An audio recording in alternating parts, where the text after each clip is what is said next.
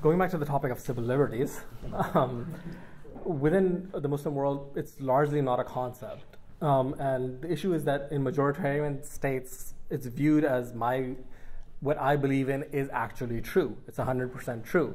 Therefore, why should I not discriminate against these people who are wrong? So we need to, a certain extent, instill some doubt in people about the fact that they're 100% correct in order to have the idea that the tyranny of majority is not a good thing.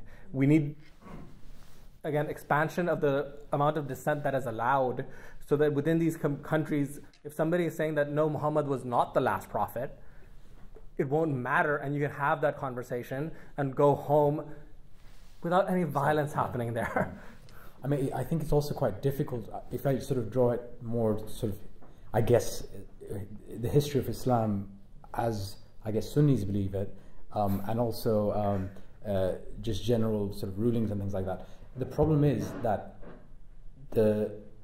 where a lot of these Muslim countries draw their ideology from is not necessarily first and foremost the human rights of their citizens. Sure. You know.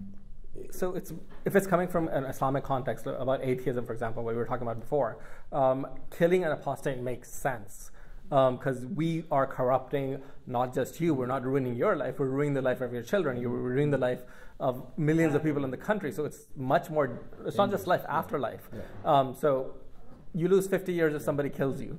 You lose eternity if somebody turns you away from God. And I think it's very dangerous because, I mean, let's say we talk about the early Islamic history.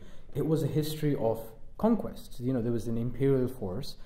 They were in Omar went as far as Dongola. There was in Africa there was we have like different rulings from that time. We have different documents from that time which explain kind of how people were dealt with. Yeah. And it's very interesting. I remember even as a Muslim, we used to talk about this document called it's not the Baqt, it's the Pact of Umar, right? Umar al-Khattab, he's one of the caliphs, one of the ones who pushed the empire the furthest.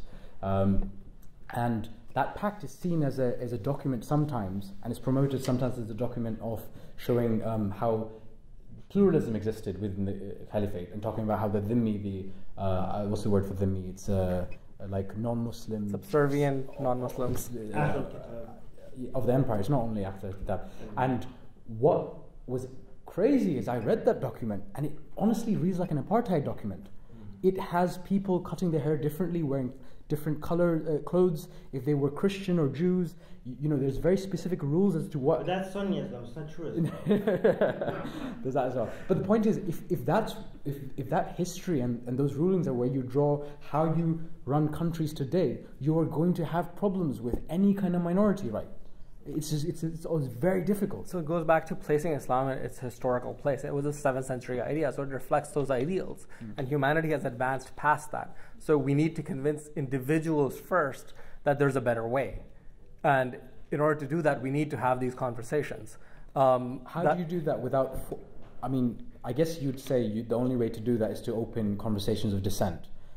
It's very difficult to do that within Muslim countries. I mean, there's definitely... It's very difficult to do that here. Here as well. So you would say you'd start where? Here first, or at least in spaces that people can talk? We don't need to start. It's already been started. It's going on in every country in the world, everywhere. Yeah, what we need to do is we need to find the activists that are already there. We have secular activists already in an Islamic country. We have atheist activists already there, and they are way braver than I would ever be. And what we need to do, we need to lend our platforms, we need to give them our voice, the voice that they don't have. We need to invite them to our podcast, we need to get them as a guest writer on our blog posts, we need to get them on our YouTube It needs to be much bigger than that. So the issue is that free speech is a human rights issue. It should be viewed as a human rights issue. Right. Every single country, every single person around the world should have the freedom to live the way they want, to speak about the things they believe in without any persecution. There's a human rights disaster right now, the way we're living it right now.